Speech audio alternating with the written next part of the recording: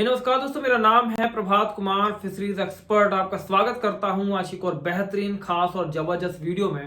और दोस्तों, आज के इस वीडियो में मैं आपके साथ डिस्कस करने वाला हूं मछली की फीडिंग से जुड़े हुए एक ही बहुत ही महत्वपूर्ण जानकारी को कि जो सवाल या फिर इस तरह की जो जानकारी होती है वो लोगों के पास नहीं होती है और हमेशा सवाल बना रहता है कि मछली को, या आप यदि आपने एक्वाकल्चर किया है, मछली में तालाब में मछली पाली, वो चाहे किसी भी तरह का तालाब हो, या उसमें चाहे किसी भी तरह की मछली पाली गई हो, मछली को दिन में कितनी बार फीडिंग कराना चाहिए।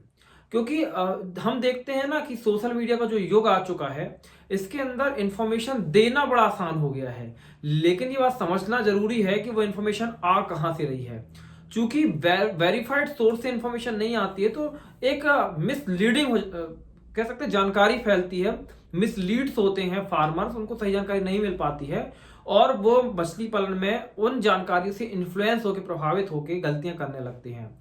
उसी तरीके से कुछ लोगों ने इसके ऊपर मुझसे बार बार सवाल पूछे हैं कि सर, फीडिंग के ऊपर आप एक बताइए कि कितने बार मछलियों को एटलीस्ट हमको फीड कराना चाहिए।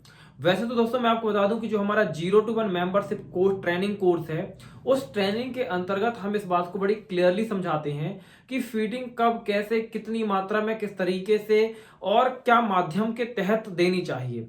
लेकिन फिर भी जो एक फार्मर है जो हमारी यूट्यूब वीडियो देख के सेल्फ खुद से ही मछली पालन की शुरुआत कर चुका है, उनके मन में जब ये सवाल आता है कि यदि आपने मछली पाली है तो कितनी बार दिन में उनको फीडिंग कराना चाहिए एक मछली को, और कितना फीड करा के आप मछली को ठीक ठाक ग्रोथ ले सकते हैं। तो देखिए दोस्तों, यहाँ पे फीडिंग जो होती है वो बहुत सारे फैक्टर पे निर्धारित करती है। सबसे पहले तो किस मछली का पालन किया गया है, कौन सी मछली कितने संख्या में पाली गई है, किस क्षेत्र में मछली को पाला गया है। जैसे कई यूपी में पालन करते हैं, कोई बिहार से तो बिहार में पालन कर रहा है, कोई आंध्र प्रदेश में कर रहे हैं। क्योंकि हमारे देश के अंदर देश काफी बड़े क्षेत्रफल में फैला हुआ है और हर जगह अलग अलग विविधता है, तापमान से लेकर वहां की सॉइल से लेकर पानी में हर चीज में विविधता है। तो इस चीज को देखते हुए भी हम फीडिंग की फ्रीक्वेंसी को निर्धारित करते हैं। इसके अलावा एक और चीज होती है टेम्परेचर, जो बहुत महत्वपूर्ण होता है कि टेम्परेचर कितना है जब आप फीडिंग करा रहे हैं।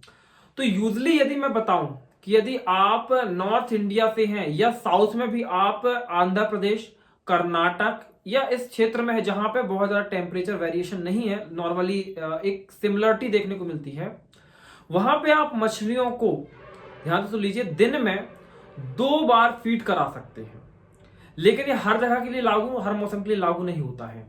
दिन में 2 बार मिनिमम फीड कराया जा सकता है, लेकिन कम से कम यदि हम बात करें तो मछलियों को सप्ताह में 6 दिन और 6 बार फीड कराया जाना चाहिए।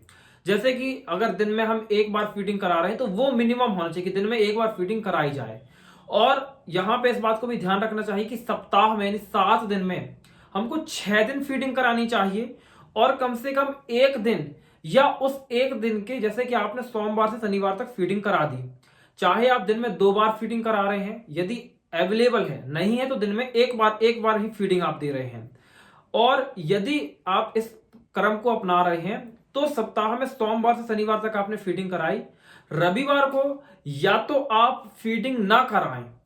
यदि तालाब में आप ये देख रहे हैं, अगर आपके तालाब में, इसमें भी कंडीशन ये देखने को मिलेगी कि कई कई ऐसे तालाब होते हैं जिसमें नेचुरल फीड बहुतायत में होता है, तो उसमें सप्ताह में 1 दिन आपको बिल्कुल भी आर्टिफिशियल फीडिंग नहीं करानी चाहिए।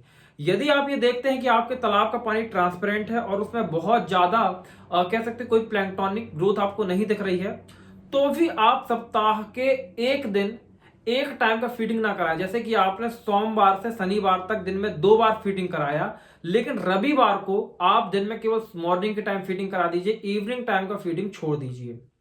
इसके अलावा हम टेम्परेचर को देखते हुए भी फीडिंग की फ्रीक्वेंसी को बदल देते हैं। जैसे जब ठंड का मौसम आता है और ठंड बहुत ज्यादा बढ़ जाती है, तो उसके दौरान हम जो फीडिंग की फ्रीक्वेंसी है वो घटाकर 2 दिन में 1 बार फीडिंग कराना शुरू कर देते हैं। क्यों? क्योंकि बहुत ज्यादा जब ठंड बढ़ती है तो मछलियों में मेटाबॉलिज्म जो होता है, उनका उपापचय जो क्रियाएं होती हैं वो धीमी हो जाती हैं, जिसकी वजह से भोजन के पाचन में भी समस्या आती है, उसको अब्जॉर्ब करने में, और फीड मछलियां खाना कम भी कर देती है तो फीडिंग वेस्ट भी जाती है। तो काफी तरह के रीजंस होते हैं, उसके बारे में हम कभी और डिस्कस करेंगे। लेकिन अभी सिचुएशन आप समझ लीजिए कि ठंड जब बहुत ज्यादा पड़ती है ना, जैसे आपने देखा होगा इसके पहले जनवरी में या दिसंबर लास्ट में, जैसे अभी भी बहुत सारे जो देश के कोने हैं वहां पर ठंड बहुत ज्यादा पड़ रही है। तो इतनी ज्यादा ठंड में जब टेम्परेचर आपको 5 डिग्री देखने को मिल रहा है, 7 डिग्री, 8 डिग्री, 1 डिग्री, कभी कई जगह तो माइनस में भी टेम्परेचर चला जाता है रात के समय में, तो ऐसी कंडीशन में हमको दिन में 2 दिन में 1 दिन फीडिंग करानी चाहिए। इस बात का ध्यान रखना चाहिए। और इसके अलावा और क्या जानकारी है, वो ये कि यदि बरसात का मौसम है, आसमान में बादल छाए हुए हैं या लगातार 2 या 3 दिन से बारिश हो रही है, तो इस सिचुएशन में भी हमको फीडिंग कराना बंद कर देना चाहिए, फीडिंग नहीं कराना चाहिए। और यदि इस तरीके से बहुत तेज बारिश हो रही है तब भी हम 2 दिन में 1 दिन ही फीडिंग कराएं, लगातार फीडिंग ना कराएं। तो जो बेसिक सवाल था, वैसे तो मैंने इसके आजू बाजू बहुत सारी आपको जानकारियां दी, लेकिन जो मूल या बेसिक सवाल था वो ये कि फीडिंग कितने बार करानी चाहिए। तो दिन में कम से कम कोशिश ये करें कि 1 बार आप फीडिंग जरूर करा दें, या पॉसिबल है तो दिन में 2 बार फीडिंग कराएं।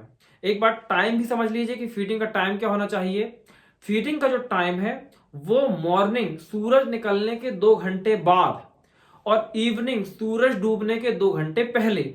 जैसे मॉर्निंग का 8 बजे और इवनिंग का 4 बजे, जिसको बोलते हैं लेट आफ्टरनून या लेट मॉर्निंग, जिसको बोल सकते हैं हम, कि लगभग सूरज निकला 1 से 2 घंटे हो गया, थोड़ा सा टेम्परेचर बढ़ा। उसमें क्या होता है उसके पीछे रीजन भी आपको बता देता हूं कि जैसे सूरज सुबह के समय निकलता है ना, तो फोटोसिंथेसिस की क्रिया पानी के अंदर होने लगती है। प्लैंकटन जो होते हैं, फाइटोप्लैंकटन जिनको हम कहते हैं, फोटोसिंथेसिस करने लगते हैं, और उनके फोटोसिंथेसिस करने के वजह से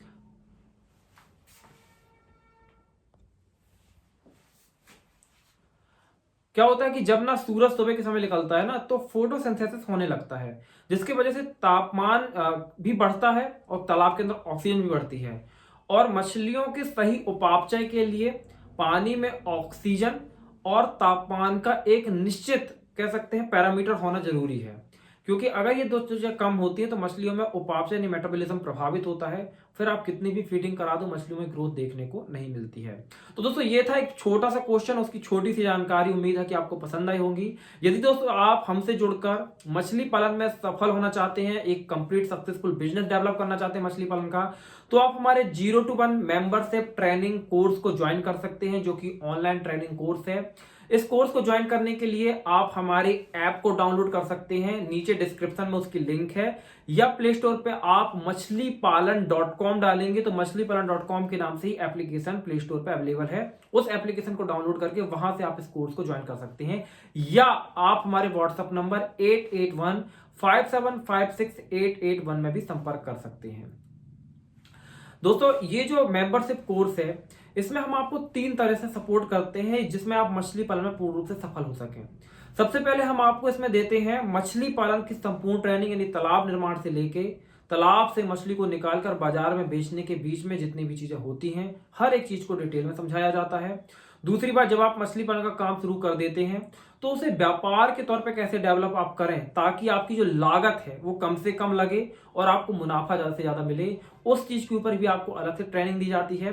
साथ ही जरूरत पड़ने पर यदि मछली पालन के दौरान कभी कोई समस्या आ गई, कोई प्रॉब्लम हो गई, तो हम आपको सपोर्ट भी करते हैं, आपकी प्रॉब्लम का सॉल्यूशन भी प्रोवाइड करते हैं, और यहाँ पे हम आपको लाइफ टाइम सपोर्ट कमिट करते हैं। तो दोस्तों ये जो कंप्लीट पैकेज, इसका नाम है 0 to 1 कंप्लीट फिश फार्मिंग का मेंबरशिप प्लस ट्रेनिंग प्रोग्राम। आपको ट्रेनिंग भी मिल रही है, एक मेंबरशिप भी मिल रही है, जिसके अंदर आपको सपोर्ट प्रोवाइड किया जाता है। तो इतना कुछ आपको मिलेगा इस प्रोग्राम में, तो आप इसे जरूर ज्वाइन करें मछली पालन में सफल होने के लिए। मिलता हूं दोस्तों अगली वीडियो में, तब तक के लिए जय हिंद, जय भारत, वंदे मातरम।